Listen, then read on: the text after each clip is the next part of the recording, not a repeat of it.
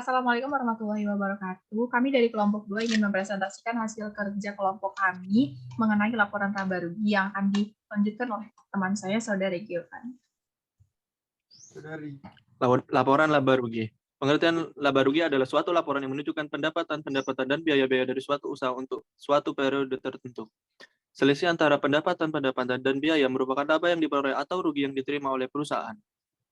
Laporan laba rugi yang kadang-kadang disebut laporan penghasilan atau laporan pendapatan merupakan laporan yang menunjukkan kemajuan keuangan perusahaan dan juga merupakan tali penghubung dua neraca yang berurutan. Laporan laba rugi yaitu sebagai alat untuk mengetahui kemajuan yang dicapai perusahaan dan juga mengetahui berapakah hasil bersih atau laba yang didapat dalam suatu periode.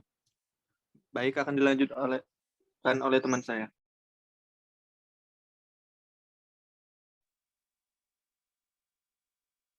Berikut ini istilah-istilah yang digunakan dalam laporan laba rugi yang diambilkan dari Statement of Financial Accounting konsep nomor 6 yang dikeluarkan oleh FASB. Yang pertama ada pendapatan, yaitu aliran masuk atau kenaikan lain aktiva suatu badan usaha atau pelunasan utangnya selama suatu periode yang berasal dari penyerahan atau pembuatan barang, penyerahan jasa, atau dari kegiatan lain yang merupakan kegiatan utama badan usaha.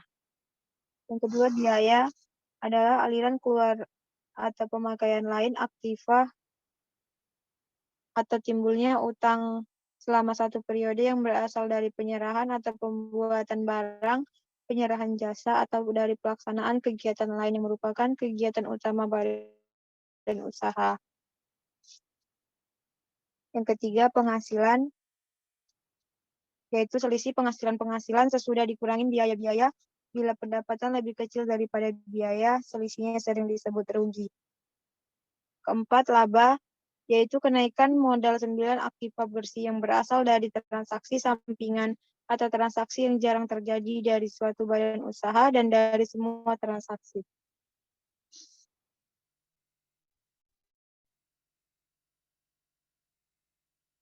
Lima, rugi merupakan penurunan modal aktiva bersih dan transaksi sampingan atau transaksi yang jarang terjadi dari suatu badan usaha dan dari semua transaksi atau kejadian lain yang mempengaruhi badan usaha selama suatu periode yang kecuali yang timbul dari biaya atau distribusi pada pemilik. Contohnya yaitu rugi penjualan surat berharga. Terakhir ada harga perolehan atau yang sering disebut dengan cost, yaitu jumlah uang yang dikeluarkan atau utang yang timbul untuk memperoleh barang atau jasa. Jumlah ini pada saat terjadinya transaksi akan dicatat sebagai aktiva. Contohnya seperti pembelian mesin dan pembayaran uang muka sewa. Selanjutnya akan dilanjutkan oleh teman saya. Laporan laba rugi mempunyai dua unsur, yaitu pendapatan dan beban biaya. Pendapatan dalam pengertian akuntansi adalah penghasilan meliputi pendapatan dari penjualan atau sales barang atau jasa, pendapatan sewa, dividen, bunga, royalti, honorium, profesional, komisi dan keuntungan dari penjualan surat berharga atau aktiva tetap. Terjadinya penghasilan mengakibatkan penambahan terhadap aktiva atau pengurangan terhadap kewajiban. Pendapatan dari penjualan barang atau produk diakui pada saat terjadi transaksi penjualan. Boleh digeser, Mbak Yunda. Dalam laporan laba rugi, penghasilan perusahaan secara garis besar diklasifikasikan menjadi dua golongan, yaitu penghasilan usaha dan penghasilan di luar usaha. 1. Pendapatan usaha. Pendapatan usaha adalah penghasilan yang diperoleh dari aktiva usaha pokok atau utarna perusahaan. Misalnya, aktivitas usaha pokok perusahaan dagang adalah pembelian dan penjualan barang dagangan. Kemudian yang kedua, pendapatan di luar usaha adalah penghasilan yang diperoleh dari aktivitas di luar aktivitas pokok perusahaan atau kegiatan usaha sampingan yang dilakukan sewaktu-waktu.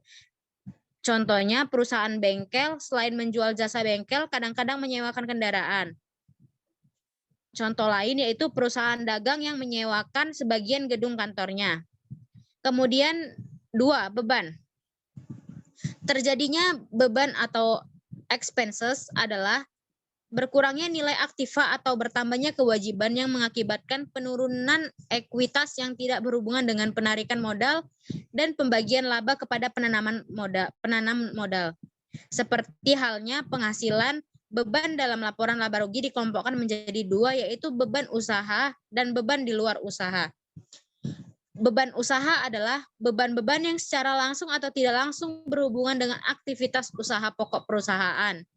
Beban usaha digolongkan menjadi harga pokok penjualan, beban pokok penjualan, dan yang ketiga beban administrasi. Susunan laporan laba rugi. Laporan laba rugi adalah laporan yang menunjukkan hasil usaha dan biaya-biaya selama satu periode akuntansi. Laporan laba rugi minimal mencakup pos-pos berikut. Yang pertama, pendapatan, laba rugi usaha, beban pinjaman, bagian dari laba atau rugi perusahaan, afiliasi dan asosiasi yang diberlakukan menggunakan metode ekuitas. Kemudian beban pajak, laba dan rugi dari aktivitas normal perusahaan, dan pos luar biasa. Kemudian lanjut hak minoritas, dan yang terakhir laba atau rugi bersih untuk periode berjalan. Bentuk laporan laba rugi. Laporan laba rugi dapat disajikan dalam bentuk sebagai berikut. Yang pertama, bentuk langsung atau single step. Dalam bentuk single step, penghasilan usaha dan penghasilan di luar usaha disusun dalam satu kelompok. Dan yang kedua, bentuk bertahap atau multiple step. Dalam bentuk ini, baik penghasilan maupun beban dipisah secara rinci antara pendapatan dan beban usaha dengan penghasilan dan beban di luar usaha, sehingga bias dihitung penghasilan sebagai berikut. Laba bruto, yaitu hasil penjualan dikurangi, mohon maaf ke atas sedikit. Laba bruto yaitu hasil penjualan dikurangi harga pokok penjualan penghasilan usaha bersih, yaitu laba bruto dikurangi biaya-biaya usaha. Selanjutnya Mbak Yunda.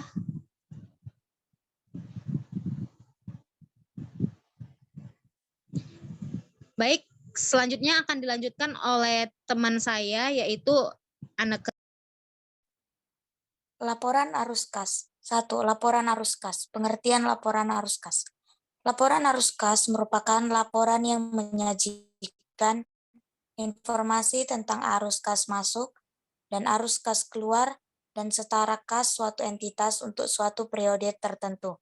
Laporan arus kas menyajikan informasi aliran kas masuk atau keluar bersih pada suatu periode. Hasil dari 3 kegiatan pokok perusahaan, yaitu investasi dan pendanaan. PSAK nomor 2 dalam Kartika Hadi et al. 2016 menyatakan bahwa laporan arus kas harus merupakan laporan arus kas selama periode tertentu dan diklasifikasikan menurut aktivitas operasi, investasi, dan pendanaan. B. Tujuan laporan arus kas. Tujuan utama dari laporan arus kas adalah untuk memberi penerbangan suatu periode. Tujuan adalah menyediakan investasi dan pembiayaan entitas. Ikatan Akuntan Indonesia 2015 menjelaskan, tujuan laporan arus kas adalah melaporkan arus kas selama periode tertentu dan diklasifikasikan menurut aktivitas operasi, investasi, dan juga pendanaan. Lanjut.